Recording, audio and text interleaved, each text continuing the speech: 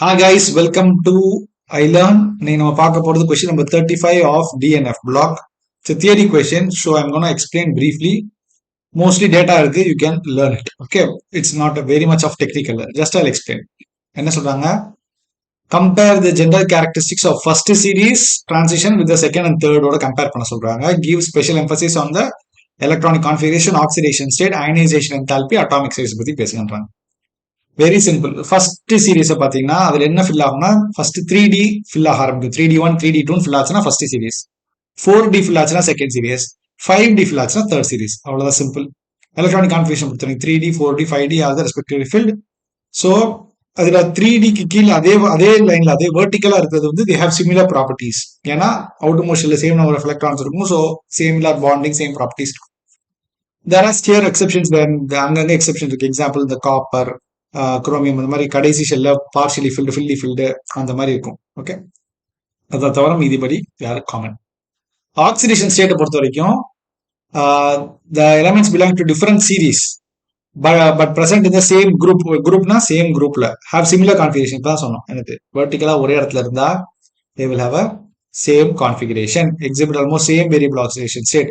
அதே மாதிரி மிடில் பார்த்தீங்கன்னா அந்த சீரீஸோட நடுவில் they will have a variable oxidation ஜாஸ்தி இருக்கும். எண்டில் போக போக குறையும். ஏன்னா நடுவில் நம்பர் ஆஃப் எலக்ட்ரான்ஸ் ஜாஸ்தி இருக்கும். எண்டில் போறப்போ ஒன்று நிறைய எலக்ட்ரான் இருக்கும். ஸோ அத்தனை இதை கொடுக்க முடியாது, கம்மியாக வாங்குற மாதிரி இருக்கும்.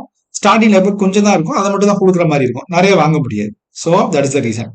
என்ன சொல்றாங்க? Elements belonging to the oxidation different series but present in the same group have similar configuration, same variable state, maximum இந்த மிடில் ஆஃப் த சீரீஸ்ல டுவர்ட்ஸ் எண்டு மினிமமா இருக்கும். கிளியரா? Third, ionization enthalpy. அயனைசேஷன் என்தால்பினா என்னது? அதை உடைச்சு energy required to break them. இதை பொறுத்த வரைக்கும் first ionization energy increases from left to right. ஏன்னா லாஜிக்கலா பாத்தீங்கன்னா சீரீஸ்ல போக போக போக சைஸ் குறையும். சைஸ் குறைய குறைய குறைய அதுல இருந்து எலக்ட்ரான்ஸ் எடுக்கிறது ரொம்ப கஷ்டம். ஸோ எனர்ஜி ஜாஸ்தி தேவைப்படும். So first ionization energy increases from left to right. எப்பயுமே எக்ஸெப்ஷன் இருக்கும். The first ionization energy of the third transition series are higher than those of first and second transition. First ionization energy first electron எடுக்கிறது for third seriesல ரொம்ப கஷ்டமா when compared to the first and second one. Okay, the ionization enthalpies of third transition series are higher than that of first and second series. This occurs எதனாலனா reason கொடுத்துட்டாங்க.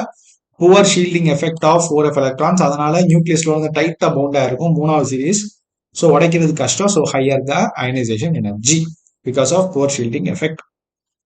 Last point, atomic size. Atomic size நான் அப்பதான் சொன்னேன், left to right போகும்போது size சொல்லுவோம். Atomic size decreases from left to right across the period.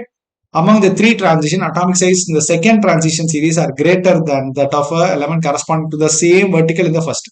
மேல இருக்கிறத கீழே இருக்கிற அட்டாமிக் சைஸ் வந்து கொஞ்சம் கூட இருக்கட்டாங்க. Atomic size are greater. However, atomic size in the third வந்து same as that of a corresponding the second series. அதாவது first series விட second series பெருசா இருக்கு. ஆனா second series third series almost சிமிலரா இருக்கு. எதனாலனா லாந்தராய்ட் கான்ட்ராக்ஷன் அப்படின்னு சொல்லுவாங்க. லாந்தராய்ட் கான்ட்ராக்ஷன் ஆல்ரெடி தனியா ஒரு கொஸ்டின்லயே படிச்சிருப்போம் டீடைலா. It's very very important question is lanthanoid contraction. இப்போ ஷீல்டிங் எஃபெக்ட், நியூக்ளியர் சார்ஜ் அதை பத்தி சொல்லியிருப்பான். அங்க போய் டீடைலா படிச்சுக்கோங்க. ஸோ ஃபர்ஸ்டை விட செகண்டுக்கு வந்து சைஸ் பெருசா இருக்கும், செகண்டோட தேர்டு பெருசா இருக்காது, சேம் சைஸ் இருக்கும் டியூ டு லாந்தராய்ட் கான்ட்ராக்ஷன். கிளியரா? That's it for today guys. We'll meet in next video. Channel மறக்காம சப்ஸ்கிரைப் பண்ணுங்க, லைக் பண்ணுங்க, ஷேர் பண்ணுங்க. Thank you.